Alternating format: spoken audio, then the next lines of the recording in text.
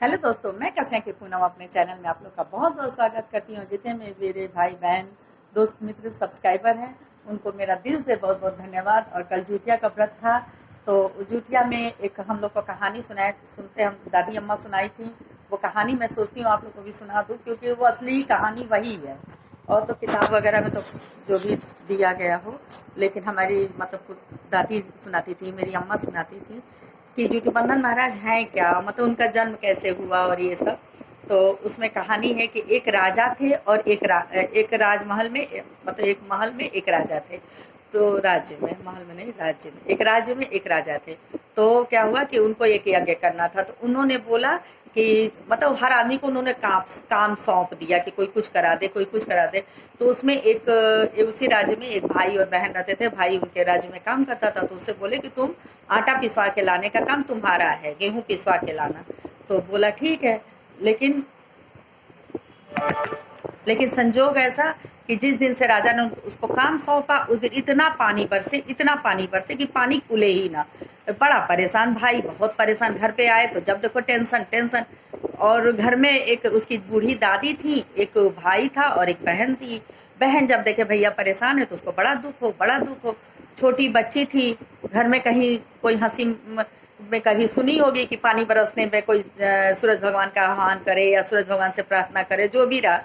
और वो यही बात सुने सुने वो गई दौड़ के छत पे, बोली हे सूरज भगवान, अगर एक रात आप मेरे पास रहेंगे या मैं आपके पास रहूंगी तो रह जाऊंगी। अगर धूप हो जाए और मेरा गेहूं सूख जाए तो मेरे भैया को सजा ना हो। तो सूरज भगवान ने प्रार्थना सुन लिया, धूप हो गया और गेहूं सूख गया, आटा भी पिसा गया, पूरा चला गया राजा के दरबार में, सारा यज्ञ हो गया। राजा ने उस आदमी को भी, मनुष्य को भी इनाम दे दिया। उसके बाद क्या हुआ कि अब सूरज भगवान को वो वादा की रही, तो सूरज भगवान रोज रात में उसके पास आए। लेकिन वो सती थी तो उसके पास रोज आए, तो लेकिन वो छिप जाए, डर की जाए। जब सूरज भगवान की रोशनी उसको लगे कि कमरे में आ रही है तो छिप जाए कहीं जाके। ऐसे करते करते वो रोज दादी के पास अपने जाके सो जाया करती थी।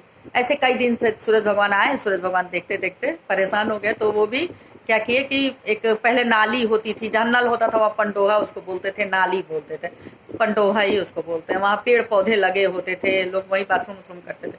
तो सूरज भगवान वहीं पेशाब करके, नाली जो निकलती थी घर से बाहर, वहीं पिछवाड़ा था उसका, पेशाब करके चले गए।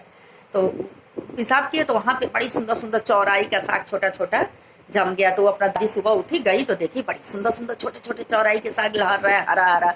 तो दादी से बोली, दादी देखो कितना सुंदर चौराई का साग हुआ है। और वो क्या की कि उस चौराई के साग को ऐसे ऐसे करके, ऐसे ऐसे उंगली में ऐसे करके, जैसे सुरती मसला जाता है वैसे मसल के खा ली।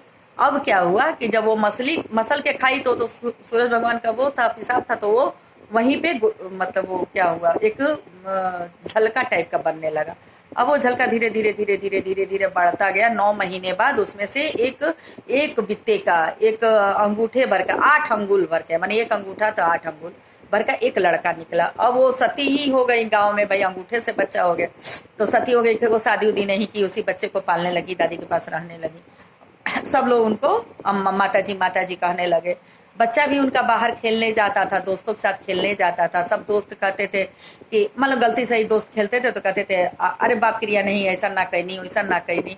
वो भी कहता था बाप क्रिया हम ना कहनी, हम ना कहनी।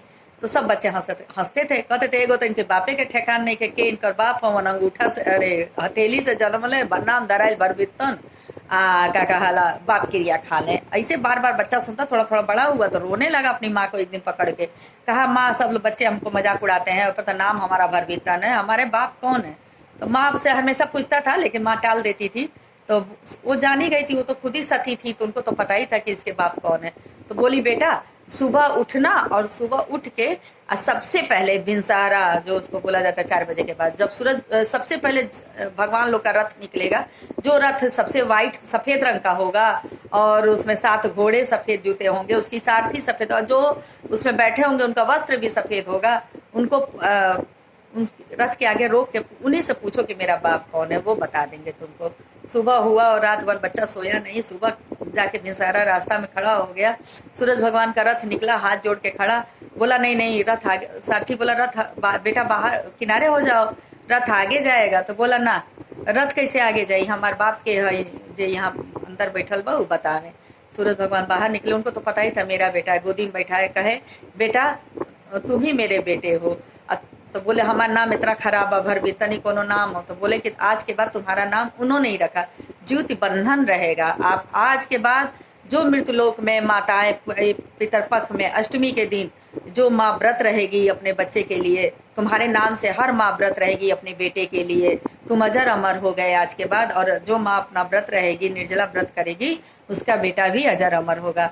हे भगवान, जैसे उनके अपने बेटे को आशीर्वाद दिए, वैसे हम लोग के बच्चों को भी आशीर्वाद दीजिए। मेरे सारे सब्सक्राइबर के बच्चों का आशीर्वाद दीजिए। Thank you.